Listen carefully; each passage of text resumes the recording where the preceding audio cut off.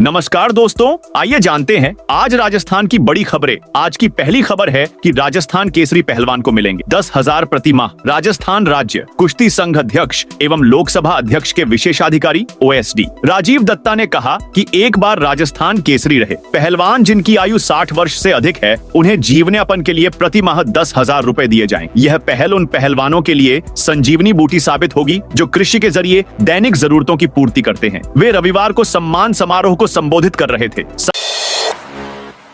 सांवलिया सेठ मंदिर में भक्त ने चढ़ाई चांदी की फ्यूल मशीन। चित्तौड़गढ़ के सांवलिया सेठ मंदिर में मनोकामना पूरी होने पर एक बिजनेसमैन ने अनोखी भेंट चढ़ाई। बिजनेसमैन ने 67 साल पहले जिले में खुद के पेट्रोल पंप का सपना देखा था, जिसके पूरा होने पर उन्होंने आज आराध्य को 56 भोग के साथ चांदी से बने पेट्रोल पंप की मशीन की प्रतिकृति भेंट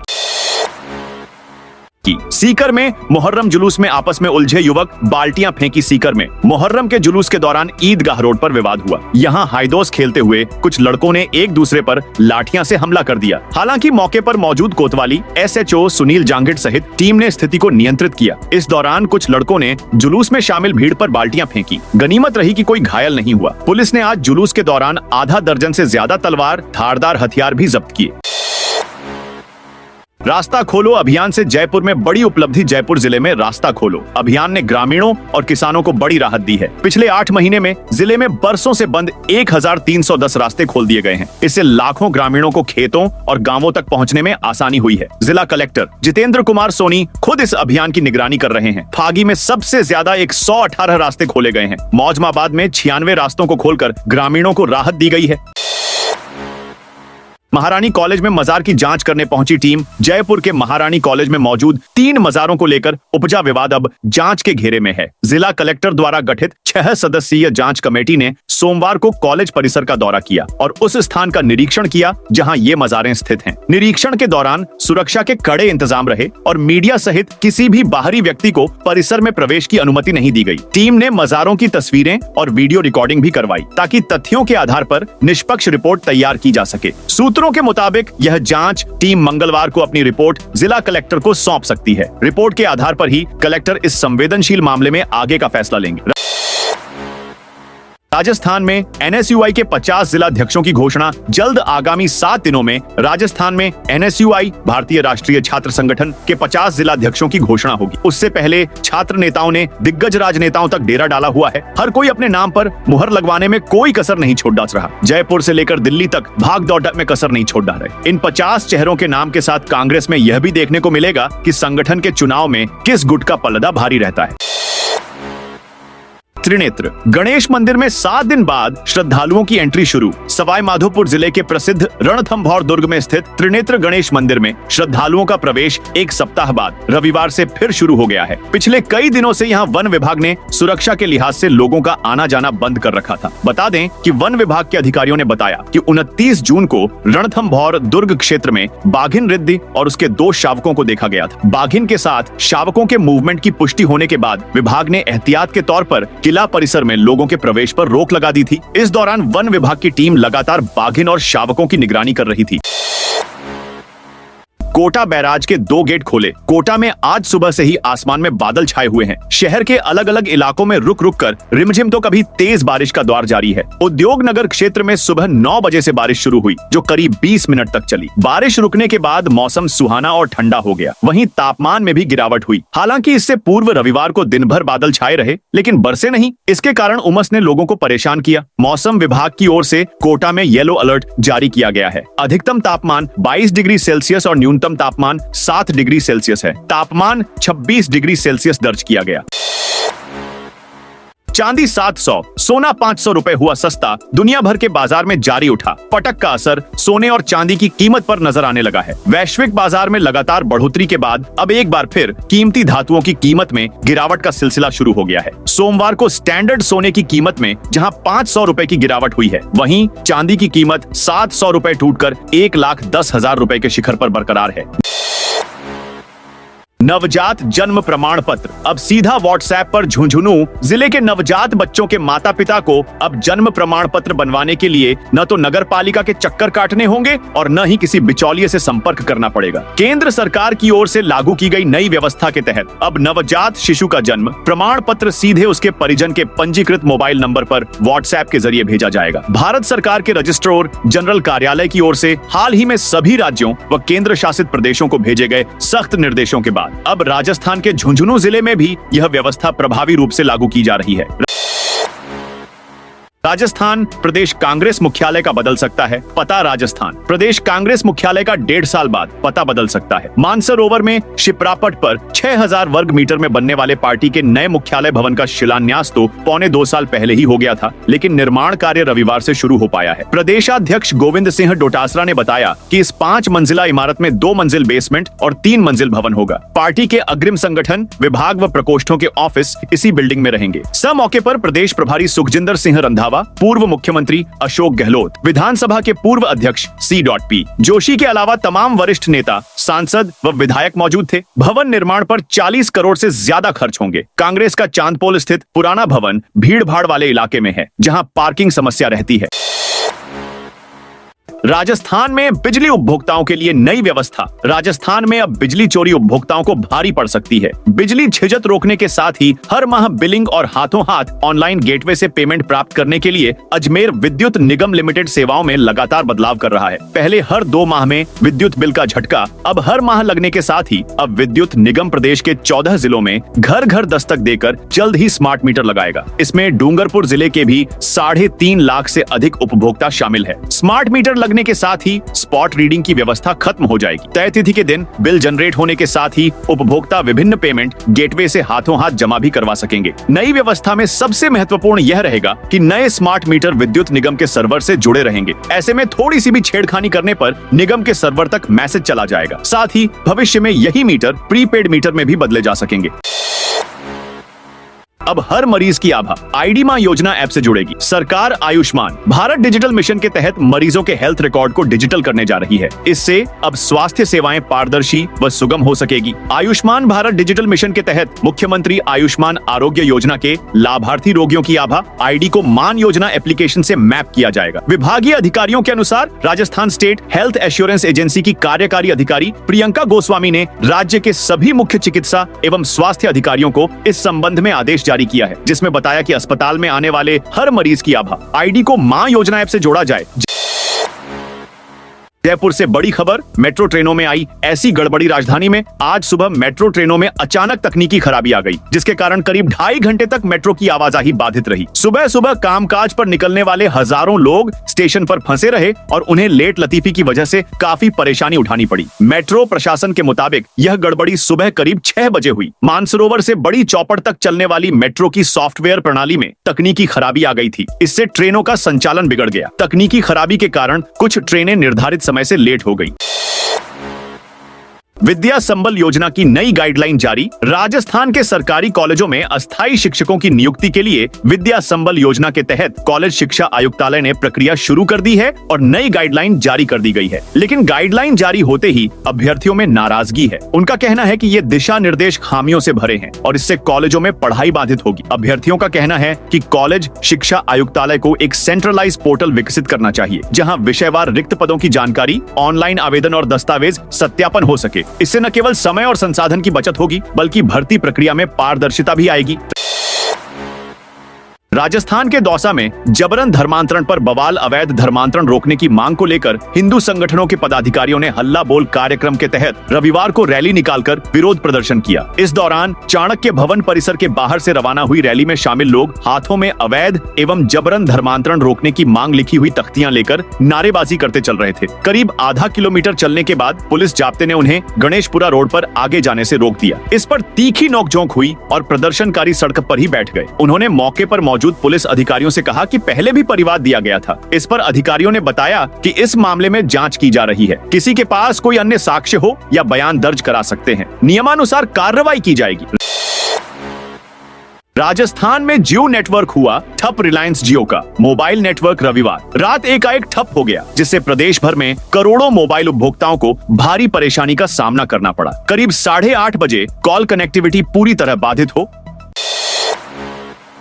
20 जिलों में वर्षा का अनुमान, मौसम विभाग ने जारी की चेतावनी। मौसम विभाग ने राजस्थान के अंदर बारिश को लेकर तात्कालिक चेतावनी जारी की है। आईएमडी जयपुर का अनुमान है कि अगले 3 घंटों में राजस्थान के 2 जिलों में तेज बारिश हो सकती है, जबकि 18 जिलों में हल्की से मध्यम बारिश का अलर्ट जारी किया गया है। मौसम विभाग ने कोटा और 12 जिलों के आसपास के इलाकों में बारिश का ऑरेंज अलर्ट जारी किया है। वहीं बीकानेर, श्रीगंगानगर, हनुमानगढ़, झुंझुनू, चुरू, सीकर, नागौर, जयपुर, दौसा, अलवर, करौली, टोंक, सवाई माधोपुर, बूंदी, झालावाड़, अजमेर, भीलवाड़ा और चित्तौड़गढ़ में बारिश का येलो अलर्ट जारी किया है। एडिशनल एसपी और सीआई को एसीबी ने रिश्वत लेते रंगे हाथों पकड़ा। भ्रष्टाचार निरोधक ब्यूरो एसीबी ने सोमवार को जयपुर के एमआई रोड स्थित होमगार्ड ट्रेनिंग सेंटर में बड़ी कार्रवाई की है। एसीबी ने होमगार्ड के एडिशनल एसपी नवनीत जोशी और कंपनी कमांडर सीआई जितेंद्र पाल को 25,000 रुपए की रिश्वत लेते रंगे हाथों गिरफ्तार किया। बता दें, यह कार्रवाई एसीबी के डीएसपी अभिषेक पारीक की अगुवाई में डीआईजी राहुल कोटोकी और कार्यवाहक डीजी स्मिता श्रीवास्तव के निर्देश पर की गई। 22 जुलाई से फिर 2 गुना रफ्तार से लौटेगा। राजस्थान में सावन मास 11 जुलाई से शुरू होने वाला है और उससे पहले आषाढ़ मास में प्रदेश के कई शहरों में पहले चरण में ही बारिश का आंकड़ा औसत से अधिक तक दर्ज हो चुका है। अब भी मानसून प्रदेश के कई इलाकों में सक्रिय है और झमाझम बारिश का दौर जारी है। दक्षिण से चलकर मानसून प्रदेश के उत्तरी इलाकों की ओर बढ़ रहा है, जिसके चलते आगामी 10 से 15 जुलाई के मध्य मानसून की बारिश का पहला दौर सुस्त पड़ने की आशंका है। वहीं सावन मास में इस बार मानसून प्रदेश को निराश कर सकता है, यानी अगस्त में इस बार मानसून की सक्रियता प्रदेश में कम रहने की आशंका है। राजस्थान के हर जिले की होगी विशेष पहचान। राजस्थान के हर जिले की अपनी विशेष पहचान होगी। इसके लिए प्रत्येक जिले में उपज, वनस्पति, उत्पाद, पर्यटन व खेल से जुड़े पंच गौरव तय कर उनके विकास का प्लान तैयार होगा। इसके लिए 550 करोड़ रुपए का बजट भी दिया जाएगा। जिलों से बजट की उपलब्धता व आवश्यकता की जानकारी मांगकर प्लान को जमीन पर उतारने की तैयारी भी शुरू हो चुकी है। इस प्रयास को दुनिया के नक्शे पर पहचान दिलाने के लिए एक पोर्टल भी बनाया जा रहा है। इस कार्यक्रम को पंच गौरव नाम दिया गया है, जिसके माध्यम से हर जिले को नई सांस्कृतिक व आर्थिक पहचान दी जाएगी। जिलों के विकास को दिशा देकर प्रदेश की अर्थव्यवस्था को 350 बिलियन डॉलर तक ले जाने का प्रयास भी किया जाएगा। अब तक प्रदेश की पहचान महल, किले, हवेलियों और रेत के ढोरों से होती है। पूर्व सीएम अशोक गहलोत के भतीजे के बेटे की दर्दनाक मौत। राजस्थान के जैसलमेर सममार्ग पर इंदिरा इंडोर स्टेडियम के सामने सड़क हादसे में 21 वर्षीय युवक रुद्रवीर सिंह गहलोत की मौत हो गई, जबकि उसके 4 दोस्त घायल हो गए। हादसा शनिवार आधी रात करीब 11:30 पर तब हुआ जब 5 युवक दामोदरा के पास स्थित रिसोर्ट में दोस्त की बर्थडे पार्टी के लिए केक लेने जैसलमेर आ रहे थे। निकाय और पंचायत चुनावों को लेकर कांग्रेस का नया ऐलान। आगामी निकाय और पंचायत चुनावों को लेकर प्रदेश कांग्रेस पदाधिकारियों, विधानसभा समन्वयकों एवं जिला अध्यक्षों की संयुक्त बैठक हुई। बैठक में एआईसीसी के राजस्थान प्रभारी सुखजिंदर सिंह रंधावा, प्रदेश अध्यक्ष गोविंद सिंह डोटासरा, नेता प्रतिपक्ष टीकाराम जूली सहित अन्य नेता शामिल हुए। डोटासरा ने जिलाध्यक्षों, प्रदेश प्रभारी पदाधिकारियों व समन्वयकों को कहा कि वे अपने अपने प्रभार वाले जिलों में जाकर शेष रहे बीएलए के कार्य को 1 सप्ताह में पूरा करें, ताकि वोटर लिस्ट के पुनरीक्षण कार्य पर नजर रखी जा सके। राजस्थान में नई व्यवस्था लागू। सीएम भजनलाल शर्मा के निर्देश पर विकास कार्यों में तेजी लाने तथा प्रक्रिया में लगने वाले समय को न्यूनतम करने के लिए राज्य में अब नई व्यवस्था लागू की गई है। टेंडर के बाद प्रशासनिक व वित्तीय स्वीकृति के लिए कार्यकारी विभाग द्वारा वित्त विभाग को फाइल भेजने की व्यवस्था अब समाप्त कर दी गई है। गत सरकार के समय शुरू हुई इस प्रक्रिया के कारण विकास कार्यों के शुरू होने में अनावश्यक विलंब हो रहा था। मुख्यमंत्री भजनलाल शर्मा की पहल पर राज्य में यह नई व्यवस्था लागू की गई है।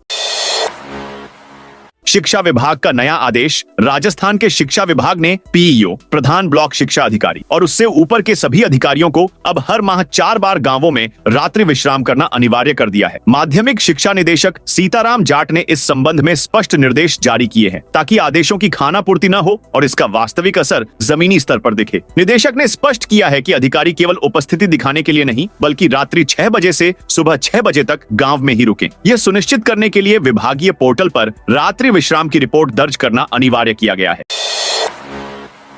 9 जुलाई को भारत बंद को संयुक्त किसान मोर्चा का समर्थन। संयुक्त किसान मोर्चा और राजस्थान किसान सभा की संयुक्त बैठक शनिवार को डाक बंगले में संपन्न हुई। बैठक की अध्यक्षता संयुक्त किसान मोर्चा के अध्यक्ष ईशराराम बिश्नोई और किसान सभा के अध्यक्ष विरद सिंह चौहान ने की। विशेष अतिथियों में सेवानिवृत्त एडिशनल एसपी पूनम चंद गोदारा, कलाराम जाजूसन, हरिराम गोदारा और बालेरा वित्रिका अध्यक्ष केसर सिंह मौजूद रहे। बैठक में केंद्र सरकार की किसान और जन विरोधी नीतियों के खिलाफ 9 जुलाई को प्रस्तावित भारत बंद को समर्थन देने की घोषणा की गई। ईशराराम बिश्नोई ने बताया कि इस दिन सांचौर मुख्यालय पर हजारों किसान, मजदूर, विद्यार्थी, बेरोजगार युवा और संविदा कर्मी एकत्रित होकर विरोध प्रदर्शन करेंगे और प्रधानमंत्री व राष्ट्रपति के नाम अतिरिक्त जिला कलेक्टर को ज्ञापन सौंपेंगे।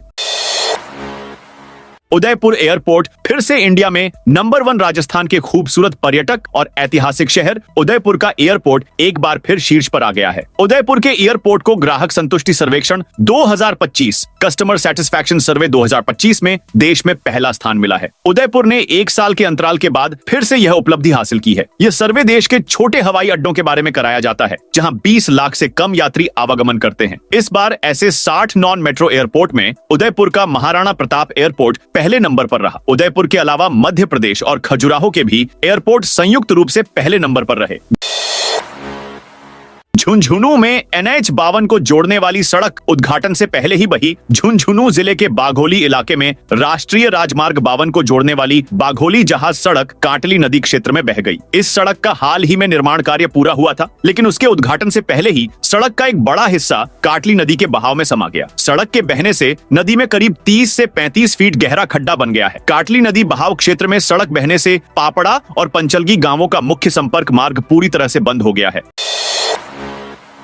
भारत पाक बॉर्डर पर सेना ने युद्धाभ्यास में दिखाई ताकत। राजस्थान से लगती भारत पाकिस्तान सीमा पर भारतीय सेना अपना दमखम दिखाकर तकनीक के साथ अभ्यास कर रही है। जैसलमेर से लगती पाकिस्तानी सीमा के अथाह रेगिस्तान में चल रहे भारतीय सेना के अभ्यास में जवान एडवांस्ड बैटल ड्रिल्स, सटीक निशाने और बेमिसाल गतिशीलता के साथ कौशल का प्रदर्शन कर रहे हैं। इस अभ्यास में सेना ड्रोन, आर्टिफिशियल इंटेलिजेंस, AI और सैटेलाइट टेक्नोलॉजी जैसी मॉडर्न तकनीकों का इस्तेमाल कर रही है। सीमाओं पर हर गतिविधि पर बारीकी से नजर रखी जा रही है और दुश्मन की हर साजिश को पल भर में नाकाम किया जा रहा है। रेगिस्तान के कठिन मौसम और बढ़ते तापमान के बावजूद जवानों का ध्यान सिर्फ लक्ष्य पर केंद्रित है।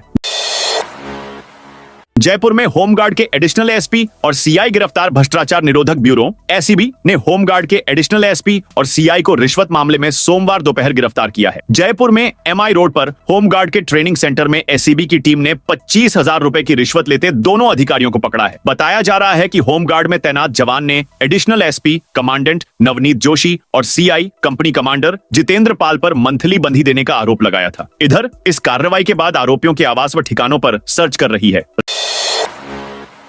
हनुमानगढ़ में भाजपा की नई टीम का ऐलान। भारतीय जनता पार्टी के हनुमानगढ़ जिलाध्यक्ष प्रमोद डेलू ने नई जिला कार्यकारिणी का गठन किया है। प्रदेशाध्यक्ष मदन राठौड़ के निर्देश पर गठित इस कार्यकारिणी में कुल 31 पदाधिकारियों को शामिल किया गया है। नई कार्यकारिणी में 7 उपाध्यक्षों की नियुक्ति की गई है। इनमें पुष्पा नाहटा, छोटू सिंह सेवग, उत्तम सिंह राठौड़, ओम सोनी, अनिल महल्ला, अनूप सिंह शेखावत और सरोज नायक शामिल हैं। 3 महामंत्री पद पर प्रदीप ऐरी, चरणदास गर्ग और नंदलाल वर्मा को नियुक्त किया गया है। कार्यकारिणी में 8 मंत्री भी बनाए गए हैं। घरों में स्मार्ट मीटर लगने के बाद बिजली बिल बढ़े। प्रदेश में विद्युत विभाग की ओर से इन दिनों घरों में स्मार्ट मीटर लगाए जाने का काम शुरू किया गया है। इसके विरोध में सोमवार को बनाड़ क्षेत्र के नांदड़ी विद्युत विभाग कार्यालय के बाहर स्थानीय लोगों ने प्रदर्शन किया। लोगों ने डिस्कॉम अधिकारियों का घेराव कर अपने घरों में लगाए गए स्मार्ट मीटर को हटाने की मांग। प्रदर्शन में बड़ी संख्या में महिलाएं भी शामिल हुई। डिस्कॉम के अधिकारियों ने समझाइश की। लोगों का कहना था कि स्मार्ट मीटर लगाए जाने की वजह से उनके घरों का बिजली बिल 2,000 से 3,000 रुपए तक बढ़ गया है, जिसे भर पाना मध्य वर्ग के परिवार के लिए असंभव है। मुख्यमंत्री भजनलाल शर्मा का कल बीकानेर दौरा। मुख्यमंत्री भजनलाल शर्मा मंगलवार को बीकानेर के गुसाइनसर बड़ा गांव में आएंगे। यहां पंडित दीनदयाल उपाध्याय अंत्योदय संबल पखवाड़े के तहत चल रहे शिविर में हिस्सा लेंगे और ग्रामीणों से मुलाकात करेंगे। मुख्यमंत्री करीब 2 घंटे तक बीकानेर में रह सकते हैं। मुख्यमंत्री 3 बजे सीधे घुंसाईसर बड़ा गांव पहुंचेंगे और वहीं से 1 घंटे बाद वापस जयपुर जाएंगे। इस दौरान प्रशासनिक अधिकारियों से शिविर के साथ ही अनेक विकास कार्यों की रिपोर्ट भी ले सकते हैं। जिला कलेक्टर नम्रता वृष्ण ने अधिकारियों को मुस्तैद रहने के आदेश दिए हैं। तो दोस्तों, यह थी आज राजस्थान की बड़ी खबरें। आप इस वीडियो को कौन से जिले से देख रहे हैं, उस जिले का नाम जरूर बताइए।